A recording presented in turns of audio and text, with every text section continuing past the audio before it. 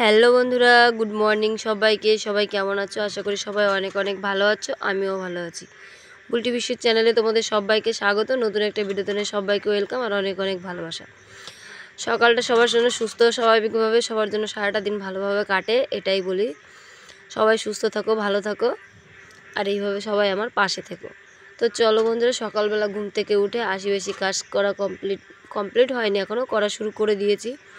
তো প্রথমে সকালবেলা ঘুম থেকে উঠে আগে বিছানা পরিষ্কার করা, তারপরে ঘর ঝাড় দেওয়া, তারপরে অঙ্কুশের কিছু জামা কাপড় ছিল সেইগুলো ধোয়া, কম বেশি অনেক কাজ করা হয়ে গেছে। তারপরে চলে এসেছি বাকি কাজগুলো করতে।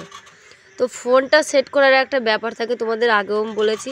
তো ফোন সেট করতে আমার মনে থাকে না অঙ্কুশের জন্য, আরও এখন জামা কাপড় পরা থাকে না, ওর জন্য ভিডিওটা বেশি একটা করা হয় না আমার। তো আজকে একটু ফোনটা সেট করে নিয়েছি এইখানে, তারপরে ভিডিও বানাচ্ছি। তো যাই হোক, উঠোনটা ঝাড় দেওয়া হয়ে গেছে। তারপরে কিছু জামা কাপড় ছিল সেগুলো আগে ধুয়ে মেলে দিয়েছি, তারপরে এগুলো বাসি জামা কাপড়গুলো ধুতে এসেছি। আর অঙ্কুশকে যেহেতু আমি প্যাম্পাস পরাই না রাত্রে, ও 3টে কাঁথা লাগে রাত্রে মানে বদলাতে হয়। ও 3বার থেকে 4বার ওঠে, তখন আমি বদলে দিই। তো যাই হোক, সেই কাঁথাগুলো ধুয়ে দিলাম। সকাল সকাল না ধুলে হয় না এখন, তার কারণ কখন কি হয় বলা তো যায় না। ওর জন্য আগে সকালে ঘুম থেকে উঠে আগে কাঁথাগুলোই ধুয়ে দিই, যাতে শুকিয়ে গেলেই আমার টেনশনটা কমে। তারপরে দেখো আমার নিংটু পুঙা বাবা চলে আসছে। এ বাবা, সকালবেলা ঘুম থেকে উঠে আমি বলি না ওর জন্য আমি কোনো কাজ করতে পারি না। তো দেখো কলপারে এসেছিলো, এসে ওর প্রচণ্ড লেগেছে মাথায়। তারপরে ভালো করে ওকে একটু ডলে দিলাম, তারপরে একটু জল খেয়ে দিয়েছি। ও বেশি একটা কান্না করে না, পড়ে গেলে লাগলেও কান্না করে না। তো দেখো ওকে নিয়েই এখন কাজবাজ করতে হবে। তারপরে জামা কাপড় কটা পরে রেখে ওকে আগে কোলে নিয়ে তারপর গেলাম ঘরে।